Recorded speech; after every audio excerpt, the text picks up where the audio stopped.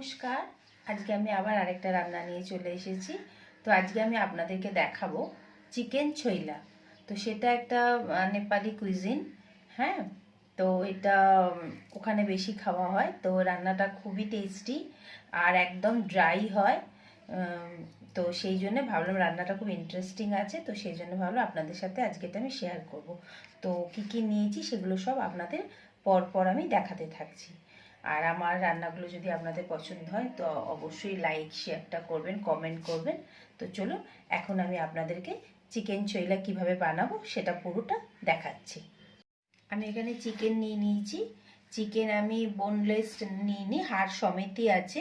এটা ব্রেস্টের সাইজে আছে, কিন্তু আপনারা লেগ পিসকেও এরমভাবে নিতে পারেন। তার মধ্যে আমি প্রথমে অল্প খানিকটা নুন দিয়ে দিচ্ছি, আর সামান্য একটু আমি এখানে হলুদ দিয়ে দিলাম। দিয়ে জিনিসগুলোকে ভালো করে মিক্স করে নিচ্ছি। নুনটা আর হলুদটা প্রত্যেকটা চিকেনে যাতে মিক্স হয় সেইভাবে আমি এটাকে মিক্স করে দিচ্ছি। চিকেনটাকে আমি ভালো করে হলুদ আর নুন দিয়ে একদম ভালো করে লাগিয়ে নিচ্ছি। এটা রাখার কোনো প্রয়োজন নেই।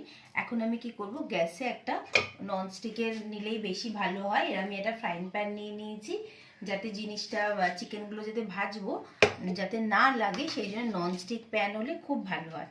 তো এখন আমি সেটাকে আগে বসিয়ে দিচ্ছি। প্রথমে আমি রিফাইন্ড অয়েল কিছুটা দিয়ে দিচ্ছি।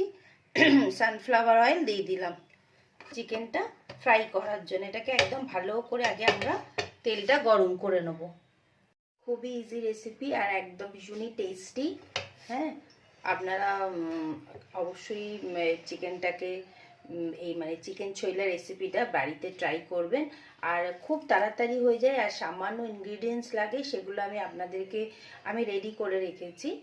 আস্তে আস্তে আপনাদেরকে দেখাতে থাকবো। তো আগে আমি তেলটা এখন গরম হয়ে গেছে, আগে চিকেনটা ভালো করে একদম লাল করে ভেজে নেব। তো চলুন এখন আমি গ্যাসের দিকে ক্যামেরাটা করে দিচ্ছি। দিয়ে এবারে চিকেনগুলোকে যতটা ধরবে ততটা আমি এখন দিয়ে দিচ্ছি। পুরো চিকেনটাই এখন দিয়ে দিয়েছি। এটাকে এখন ভালো করে এটাকে লাল করে ভাজবো। ততক্ষণ চলুন আমরা অন্য ইনগ্রিডিয়েন্টসগুলো আপনাদেরকে দেখিয়ে দিই। এখানে আমি দুটো টমেটোকে ভালো করে পুড়িয়ে নিয়েছি, আর নিয়েছি এখানে কিছুটা আদা নিয়েছি আর রসুন নিয়েছি। এগুলোকে থেতো করে নেবো। আর এখানে একদম কুচো কুচো করে রসুন নিয়ে নিয়েছি। আর নিয়েছি আমি শুকনো লঙ্কাগুলোকে গরম জলে একদম ফুটিয়ে নিয়েছি। এবার যতটা আপনারা ঝাল খেতে পছন্দ করবেন ততটাই দেবেন, কিন্তু রান্নাটা এই চিকেন ছইলাটা একটু স্পাইসি হলে বেশি ভালো লাগে। এই জন্য আমি অন্তত 8-9টা শুকনো লঙ্কাকে জল দিয়ে 5 মিনিট ফুটিয়ে নিয়েছি। দুটো লেবু নিয়েছি। আচ্ছা, একটু কাঁচা লঙ্কা কুচো করে নিয়েছি, এটা অপশনাল, না দিতে চাইলে না দিতে পারেন। আর স্লাইস করে দুটো পেঁয়াজকে আমি একদম মিহি করে কেটে নিয়েছি। আর নিয়েছি ধনেপাতা। আর যা যা মশলা লাগবে ওটা আমি করতে করতে আপনাদেরকে দেখিয়ে দিচ্ছি। তো চলুন এখন আমি কি করব, এখন আমি একটা মিক্সি নিয়ে তার মধ্যে এই আদা, রসুন আর একটু গোটা জিরে 3টেকে ভালোভাবে মিক্স করে নেব। প্রথমে আমাদের এই যে কালো যে পোড়াটা আছে এটাকে আগে ভালোভাবে টমেটোর গা থেকে বার করে নিতে হবে, কারণ এটাও আমরা পেস্ট করে একটা গ্রেভি মতো বানিয়ে নেব। তো তার জন্য আমি কি করছি, এই পুরো ছালগুলোকে ভালো করে বার করে নেব। এবার একটা মিক্সি জার নিয়ে নিয়েছি, তার মধ্যে আমি এই যে অল্প করে কিছুটা রসুন, যতটা আপনাদের চিকেনের কোয়ান্টিটি থাকবে সেই বুঝে দেবেন। আদা রসুনটা দিয়ে দিলাম। অল্প একটুখানি গোটা জিরে দিচ্ছি, আপনারা জিরে গুঁড়োও দিতে পারেন। জিরে গুঁড়ো রান্না না, এটাকে আমরা যে কড়ার মধ্যে নেড়ে চেড়ে নিয়ে যেটা হবে সেটাকেই নেব। তো গোটা জিরে দিয়ে দিলাম কিছুটা, যেহেতু আমার চিকেনের পরিমাণটা একটু বেশি আছে সেই জন্য আমি একটু বেশি দিলাম। আর দিয়ে দেবো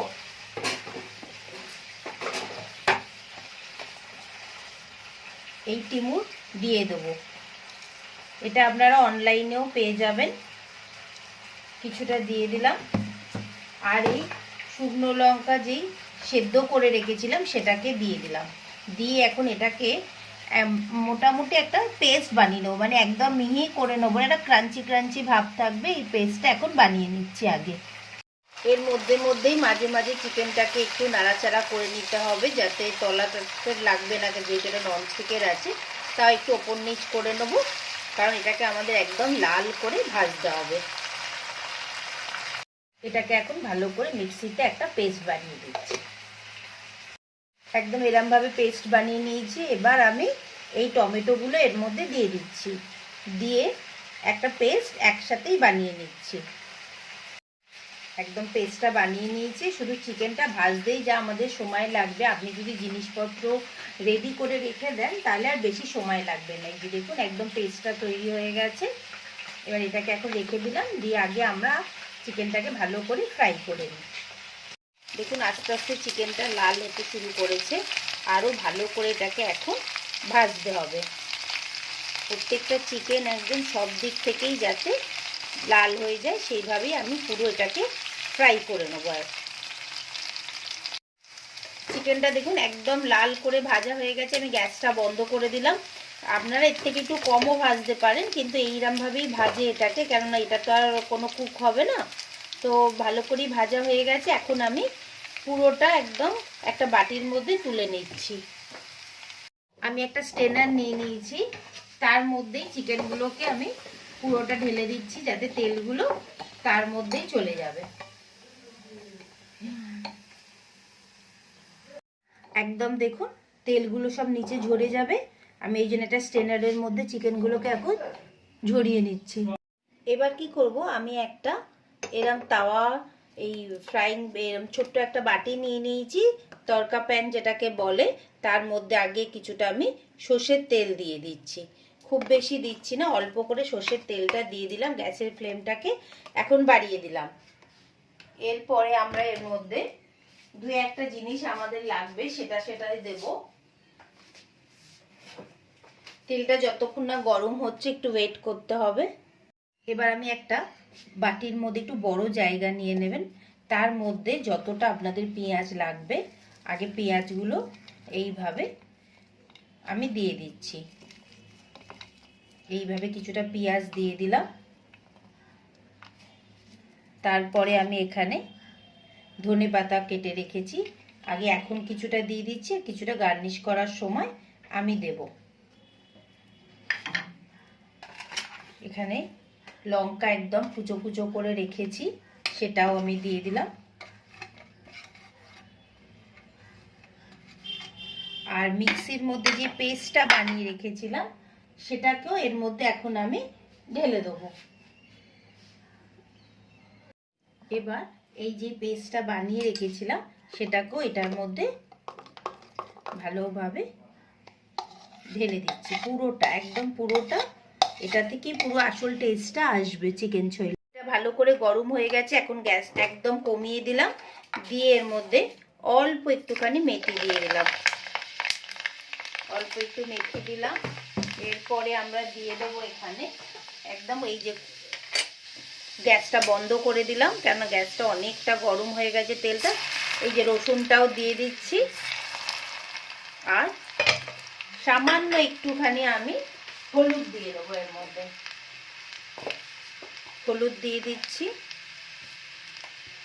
এবার এই তেলটাকেই আমরা এরমভাবে নিয়ে দেখাচ্ছি আমি আপনাদেরকে। এই যে এইটার ওপর দিয়ে আস্তে করে আমাদেরকে দিয়ে দিতে হবে। পুরোটা দিয়ে দিলাম। দিয়ে আগে আমরা কিছুটা মিক্স করে নেবো। আগে